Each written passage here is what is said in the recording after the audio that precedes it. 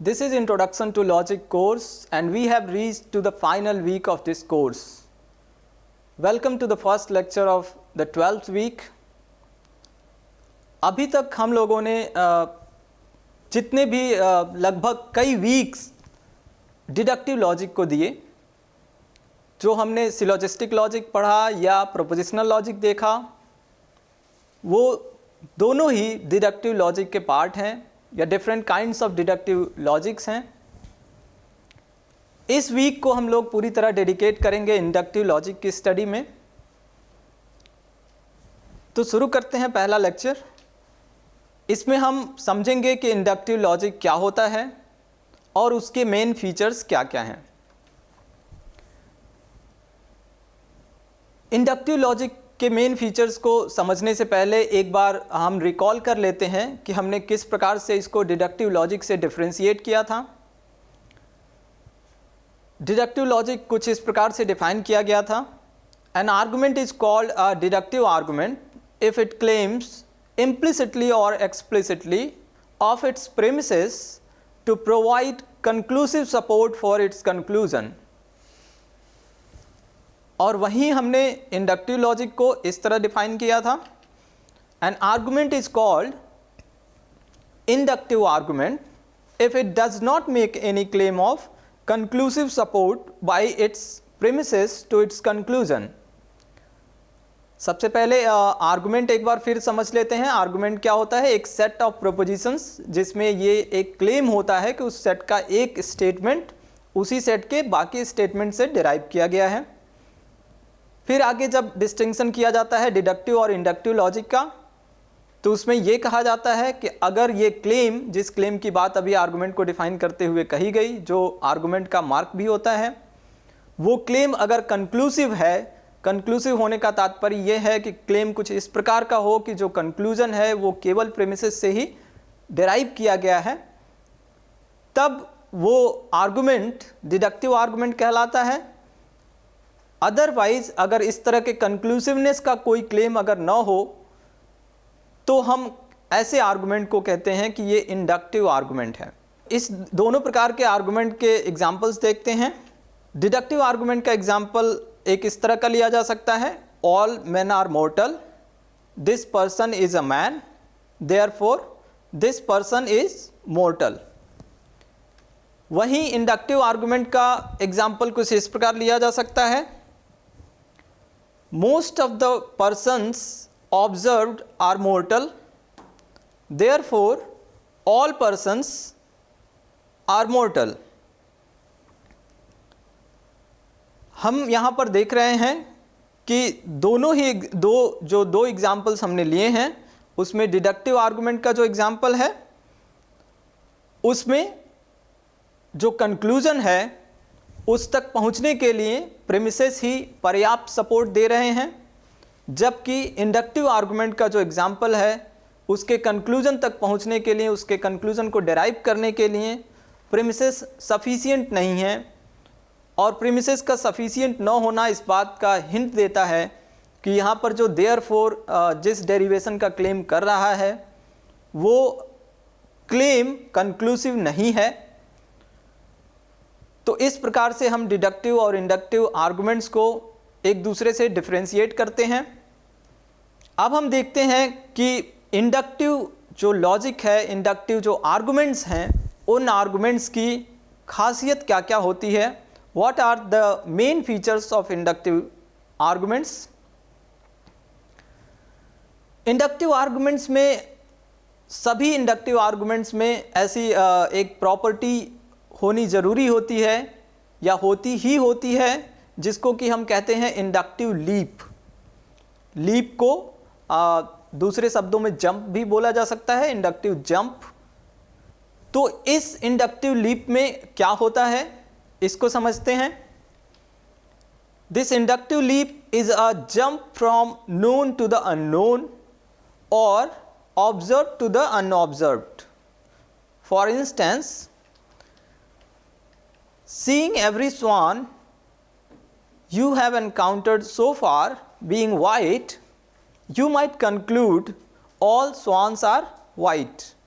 मान लीजिए आपने बहुत समय तक हंसों को देखा और उसमें पाया कि वो सभी जितने भी आपने ऑब्जर्व किए बहुत सारे, वो सभी हंस सफ़ेद थे। तो आप इससे कंक्लूजन इंडक्टिवली निकाल सकते हैं कि ऑल स्वान्स आर वाइट, सभी हंस सफ़ेद हैं। तो इसमें जब आपने सभी स्वान्स हंसों के बारे में कंक्लूजन निकाला है, तो वहाँ पर जो सभी हंस हैं उन सभी को आपने ऑब्जर्व नहीं किया था, लेकिन आपने कंक्लूजन क्या निकाला, सभी हंसों के बारे में निकाला। तो जितना ऑब्जर्वेशन था उससे अनऑब्जर्व तक भी जब हमने कंक्लूजन में एक्सटेंशन किया, तो ये एक प्रकार से जंप किया गया है ऐसा समझा जा सकता है, एक लीप लिया गया है ऐसा समझा जा सकता है। तो इस लीप को, जो कि प्रीमिसेस में जितना ऑब्जर्वेशन होता है, जितनी इंफॉर्मेशन होती है, उससे आगे बढ़कर, उससे कूद करके जब कंक्लूजन में बात बोली जाती है, तो हम इस तरह के कुदान को, इस तरह के जंप को इंडक्टिव लीप बोलते हैं। इसी तरह एक और एग्जाम्पल देखते हैं। मान लीजिए आपका ऑब्जर्वेशन हो, I have flipped a coin 10 times and gotten heads each time. इससे आप कंक्लूजन निकाल सकते हैं, therefore the next coin flip will result in head. आपने 10 बार सिक्का उछाला और हर बार हेड आपका आया 10 बार, तो आप इससे एक टेंडेंसी आपकी बनती है कंक्लूजन निकालने की कि मैं जब भी सिक्का उछालता हूँ या मैं अगली बार जब सिक्का उछालूंगा तो फिर हेड आएगा। तो इन दोनों ही इस एग्जाम्पल में भी, दूसरे एग्जाम्पल में भी आप देख रहे हैं कि जो आपके प्रीमिस में इंफॉर्मेशन है वो उन 10 फ्लिप्स की है जो आप कर चुके हैं, लेकिन जब कंक्लूजन निकाल रहे हैं तो वो जो फ्लिप आपने नहीं किया है, जो सिक्का आपने अभी नहीं उछाला है, उसके बारे में, अगले फ्लिप के बारे में कंक्लूजन निकाल रहे हैं। तो ये भी ऑब्जर्व से अनऑब्जर्व पर एक लीप लिया गया, छलांग ली गई। तो इसको हम कहते हैं इंडक्टिव लीप। और जितने भी इंडक्शन के आर्गुमेंट्स होते हैं, इंडक्टिव आर्गुमेंट्स होते हैं, उन सभी में इंडक्टिव लीप होता है। इसलिए इंडक्टिव लीप को एक इंडक्टिव आर्गुमेंट्स का मेन फीचर समझा जा सकता है। अब ये इंडक्टिव लीप हम लेते क्यों हैं, क्यों हमारी टेंडेंसी होती है कि हम एक इंडक्टिव लीप ले लें, तो उसके पीछे रीज़न है principle of uniformity of nature. What is principal of uniformity of nature, वो हम आगे डिटेल में देखेंगे। संक्षेप में ऐसा कह सकते हैं कि एक ऐसे सिद्धांत में हमारा भरोसा है कि प्रकृति हमेशा एक तरह से काम करती है। The leap relies on the assumption that patterns observed in the limited data will hold true in general. हम जितने डेटा को ऑब्जर्व किए हैं उसमें जो पैटर्न अभी दिख रहा है वो पैटर्न इन जनरल होल्ड करेगा। इस अजम्पशन पे हमारा लीप बेस्ड होता है और इस अजम्पशन को जो इसका टेक्निकल नेम है वो हम कहते हैं principal of uniformity of nature.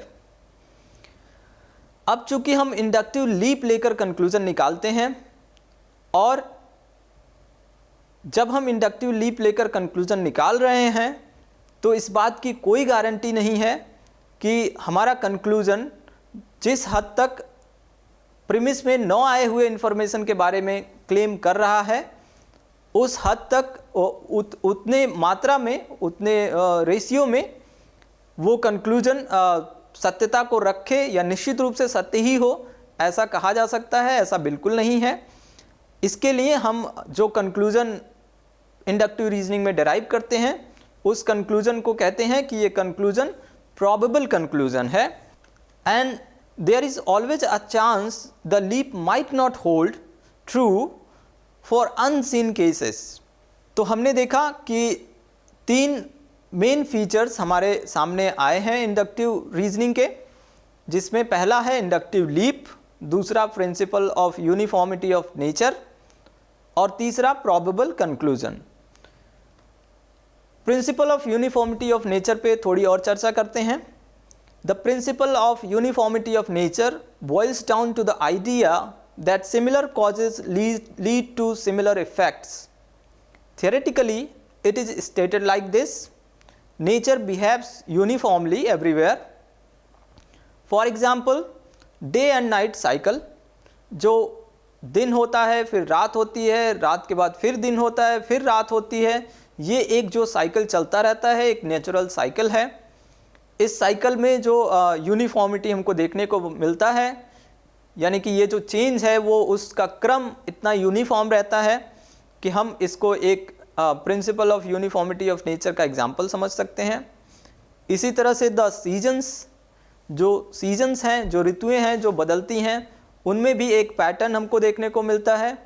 हर एक ऋतु के बाद दूसरी ऋतु आती है, फिर उससे अगली जो आनी है वो ऋतु आती है, और उनका एक क्रम लगातार जिस पैटर्न को वो सालों से बनाए हुए हैं उसी पैटर्न में हर बार ऋतुएं बदलती हैं। इसी तरह से वाटर साइकिल जो हमको देखने को मिलता है, जो धरती पर पानी है वो बादल बनते हैं, बारिश करते हैं, बारिश पहाड़ों पे और मैदानी ज़मीन पे होता है, दोनों जगह से फिर जो पहाड़ों पे गिरने के बाद से बर्फ़ बनता है, बर्फ़ बनने के बाद फिर वो पानी में तब्दील होता है, वहाँ से बह के फिर जब समुद्र में जाता है वहाँ पे फिर भाप बनता है और फिर बारिश होती है। तो ये जो वाटर साइकिल है उसमें भी एक पैटर्न हमको देखने को मिलता है, वो एक यूनिफॉर्म पैटर्न समझा जा सकता है। तो इस तरह के हमारे नेचुरल जो एग्जाम्पल्स हैं, उन एग्जाम्पल्स से हम इस principle of uniformity of nature को समझ सकते हैं। Sciences strengthen the confidence in this principle as well. जो हमारी साइंटिफिक स्टडीज़ हैं, उन स्टडीज़ से भी हम इस प्रिंसिपल, जो कि principal of uniformity of nature है, उसमें अपना कॉन्फिडेंस मजबूत करते हैं। जैसे कि लॉज ऑफ फिज़िक्स, जो लॉज ऑफ फिज़िक्स हैं like gravity, electromagnetism and thermodynamics apply uniformly through out the universe. These laws govern the motion of planets, the flow of energy and the interaction between particles. न सिर्फ physics में बल्कि chemistry में भी ये continuity, ये pattern हमको, ये यूनिफॉर्मिटी हमको देखने को मिलती है, और केमिस्ट्री के द्वारा भी हमारे जो principal of uniformity of nature में हमारा कॉन्फिडेंस है वो स्ट्रेंथन किया जाता है। केमिकल रिएक्शंस की बात करें तो chemical reactions always follow the same rules regardless of where they take place. For example, hydrogen and oxygen will always combine to form water under same conditions. अब हम कुछ एवरीडे एग्जाम्पल्स देखते हैं जो कि हम अपने काम में जो हम एक्शंस करते हैं, एक्शंस परफॉर्म करते हैं, उन एक्शंस के परफॉर्मेंस में जो हमारा एक principal of uniformity of nature में भरोसा है वो कैसे एग्जिबिट होता है उसको देखते हैं। प्लानिंग योर कम्यूट, जब आप अपना कम्यूट प्लान करते हैं, you expect that if you leave for work at same time each day, it will take roughly the same amount of time to get there, assuming similar traffic conditions. Cooking, अपनी cooking में भी आप principle of uniformity of nature में अपना confidence show करते हैं। If you follow the same recipe every time, you expect the dish to turn out similarly. Throwing a ball, जब आप गेंद फेंकते हैं क्रिकेट में, उस समय भी आप इस तरह का पैटर्न, इस तरह का कॉन्फिडेंस दिखाते हैं, इस तरह का जो भरोसा है principle of uniformity of nature में वो दिखाते हैं। When you throw a ball with similar force and direction each time, you expect it to follow a similar trajectory. Also, when you plant seeds of the same type in similar conditions, you expect them to sprout and grow into similar plants. These are just examples, but the principle applies to countless situations in our daily lives. We rely on the expectation that natural laws will remain consistent to make predictions and carry out actions with a reasonable degree of probability. Probability क्या है? Probability in general deals with the likelihood of events happening. It's a way of quantifying how likely something is to occur, expressed as a number between 0 and 1. A higher probability indicates a more likely event. Imagine flipping a fair coin. There are two possible events, heads or tails. Since the coin is fair, both outcomes are equally likely. So the probability of getting heads is 1 by 2 and the probability of getting tails is also 1 by 2. In the context of arguments, probability of a conclusion indicates the likeliness of its being true. Here 0 stands for false and 1 for true. Note that probability of a conclusion must not be understood as a degree or partiality of truth of that conclusion. 1 by 2 probability does not mean that the conclusion is half true. It only states the quantity of likeliness, not of truth. जब हम probability की बात करते हैं तो probability 0 और 1 के बीच दर्शाया जाता है. 0 जब हम लॉजिक में बात कर रहे हैं तो लॉजिक में खासकर इंडक्टिव रीजनिंग के जब कंक्लूजन के प्रोबेबल होने की बात कर रहे हैं और उसकी प्रोबेबिलिटी अगर क्वांटिफाई करके हम बताते हैं कि ये 1 by 2 है या समथिंग बिटवीन 0 to 1 है, तो वहाँ पर हमारा 0 का मतलब फॉल्स लेते हैं और 1 का मतलब ट्रू लेते हैं और 1 by 2 या कोई भी अनदर रेशियो जो 0 और 1 के बीच में आता है उसका मतलब हम ये नहीं समझेंगे कि यहाँ पर ये कहा जा रहा है कि जो कंक्लूजन है वो आधा अधूरा ट्रू है, आधा फॉल्स है. इस तरह का हमको नहीं समझना है. हमको बस इसमें ये स्पष्ट रखना चाहिए अपने दिमाग में कि जब ऐसा बोला जा रहा है कि प्रोबेबिलिटी 1 by 2 है या समथिंग है तो उसका मतलब बस इतना है कि उसके लाइकलीनेस को क्वांटिफाई करके बोला जा रहा है, न कि ट्रुथ को क्वांटिफाई करके बोला जा रहा है. क्योंकि कोई भी स्टेटमेंट या तो ट्रू होता है या तो फॉल्स होता है, उसके बीच की कोई कंडीशन नहीं रखता है. हाफ ट्रू हाफ फॉल्स जैसी कोई हम किसी भी स्टेटमेंट को ट्रुथ वैल्यू नहीं असाइन करते हैं.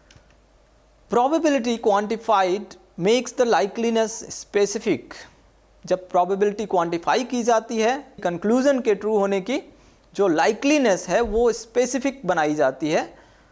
जैसे कि let's say you observe 10 red balls drawn from a bag leading you to inductively conclude the bag mostly contains red balls. Probability comes in to quantify this likelihood. If you know the bag contains 100 balls total with 90 red and 10 blue, you can assign a probability of 90% to your conclusion, making it more specific than just mostly. इस तरह से हमने इस example में देखा कि किस प्रकार से जब हम प्रोबेबिलिटी की मदद लेते हैं और प्रोबेबिलिटी हमारे लाइकलीनेस को क्वांटिफाई करता है तो हम मोर स्पेसिफिकली अपने लाइकलीनेस का जो क्लेम है उसको बना सकते हैं. केवल मोस्टली कंटेन्स रेड बॉल्स की जगह हम 90% रेड बॉल्स ऐसा बोल सकते हैं. इस प्रकार से प्रोबेबिलिटी के द्वारा प्रोबेबिलिटी जब क्वांटिफाई कर दी जाती है तो वो लाइकलीनेस को स्पेसिफिक बनाता है. अब हम ये देखते हैं कि चेंज जब प्रोबेबिलिटी में आती है, प्रोबेबिलिटी में चेंज किस प्रकार से एविडेंस के बदलने से आता है, अब हम इसको देखते हैं. A higher probability of a conclusion indicates the greater likeliness of its being true. अगर कंक्लूजन की प्रोबेबिलिटी हाई है तो उसके ट्रू होने की ज़्यादातर लाइकलीनेस हो जाती है. the more observations that support a conclusion, the higher its probability becomes and vice versa. जितने ही ज़्यादा ऑब्जर्वेशंस हमारे कंक्लूजन को सपोर्ट करते हैं, उस कंक्लूजन की प्रोबेबिलिटी यानी कि उसके ट्रू होने का लाइकलीनेस उतना ही ज़्यादा बढ़ता जाता है। और इसका उल्टा भी सही है। इसको हम ऐसे भी बोल सकते हैं कि जितने एविडेंसेस, जितने ऑब्जर्वेशंस हमारे कंक्लूजन के अगेंस्ट जाने लगते हैं, हमारे कंक्लूजन के ट्रू होने की प्रोबेबिलिटी उतनी कम होती जाती है। Here are some examples of how adding evidence can change the probability of a conclusion. अभी हम कुछ एग्जांपल्स देखने जा रहे हैं जिसमें हम ये देखेंगे कि किस प्रकार से एविडेंस को जब हम ऐड कर रहे हैं तो हमारे कंक्लूजन की प्रोबेबिलिटी बदल रही है। एवरीडे सिनेरियो से एक एग्जांपल लेते हैं। कंक्लूजन है इट विल रेन टुडे। इसकी प्रोबेबिलिटी सपोज करते हैं अभी लो है। एविडेंस अगर हमको मिल जाए इस कंक्लूजन के लिए, there are dark clouds gathering outside. जब ये एविडेंस हमारे सामने आएगा, एडिशनल एविडेंस, तो हमने जो कंक्लूजन निकाला है उस कंक्लूजन की प्रोबेबिलिटी इंक्रीज कर जाएगी। और भी फर्दर एविडेंस अगर हमारे पास आए, जैसे कि the weather forecast predicts a 90% chance of rain, इस जो एडिशनल एविडेंस हमको मिला उससे जो हमारी प्रोबेबिलिटी सेकेंड स्टेप तक हुई थी उससे और भी हाई हो जाएगी, प्रोबेबिलिटी बिकम्स वेरी हाई। तो इसमें हमने देखा कि जैसे जैसे एविडेंस ऐड हो रहे हैं हमारे जो कंक्लूजन है उसकी प्रोबेबिलिटी हाई होती जा रही है। यहाँ इस एग्जांपल में प्रोबेबिलिटी हाई इसलिए हुई क्योंकि हमने जो कंक्लूजन निकाला था उसी की डायरेक्शन में, उसी के सपोर्ट में एविडेंसेस आ रहे हैं, इसलिए प्रोबेबिलिटी को वो इंक्रीज कर रहा है।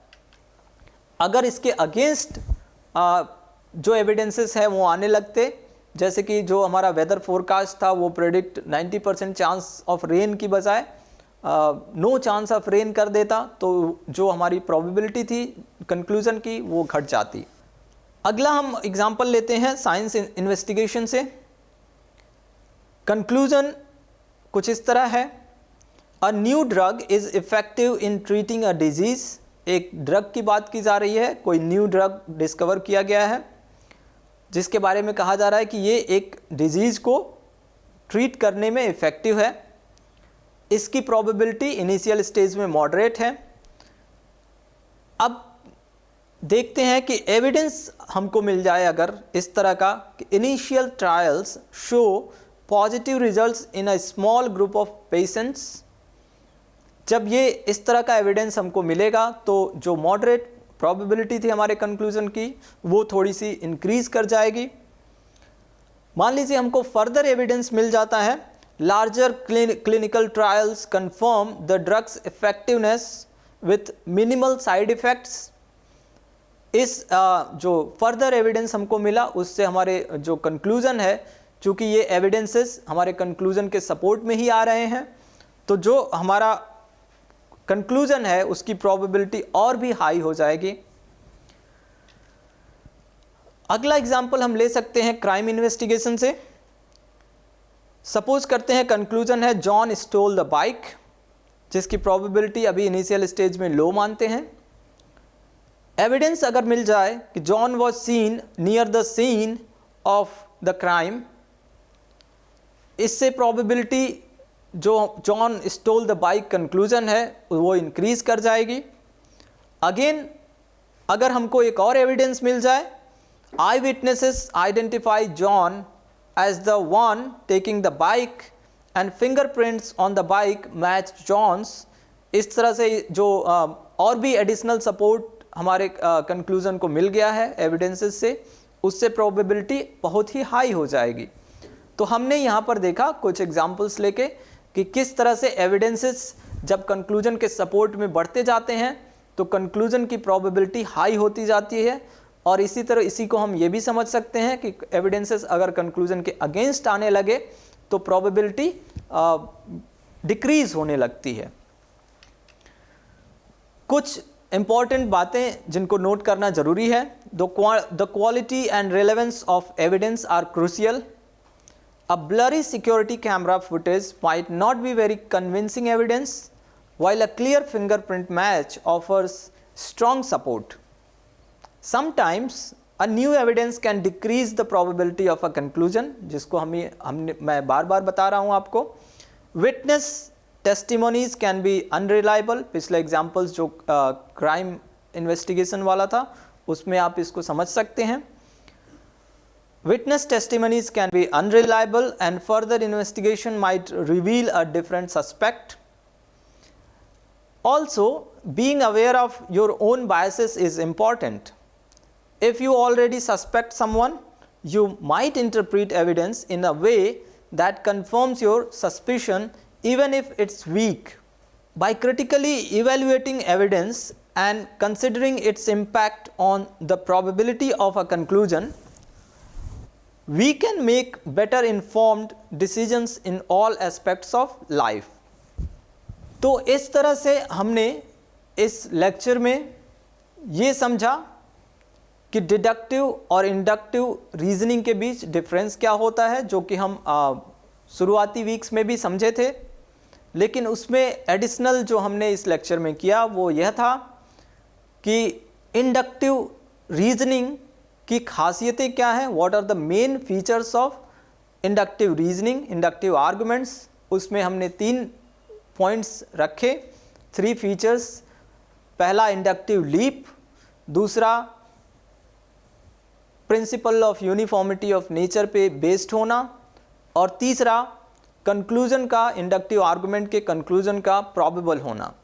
इन तीनों ही खासियतों को हमने पूरे एग्जाम्पल्स के साथ समझने का प्रयास किया, और साथ में हमने ये भी देखा कि किस तरह से जब हम एविडेंसेस को जब हमारे एडिशनल एविडेंसेस कंक्लूजन के सपोर्ट में आते हैं तो कंक्लूजन की प्रोबेबिलिटी हाई होती जाती है, इंक्रीज करती जाती है, और जब एविडेंसेस कंक्लूजन के अगेंस्ट आते हैं तो प्रोबेबिलिटी डिक्रीज करती है। तो ये जो वेरिएशन है कंक्लूजन की प्रोबेबिलिटी में, वो ये शो करता है कि इंडक्टिव आर्गुमेंट्स कितने फ्लेक्सिबल हैं और उनके कंक्लूजन में कोई ऐसी जो सर्टेनिटी जिस प्रकार की हमको डिडक्टिव आर्गुमेंट्स में मिलती है वो यहाँ पर नहीं देखने को मिलती है।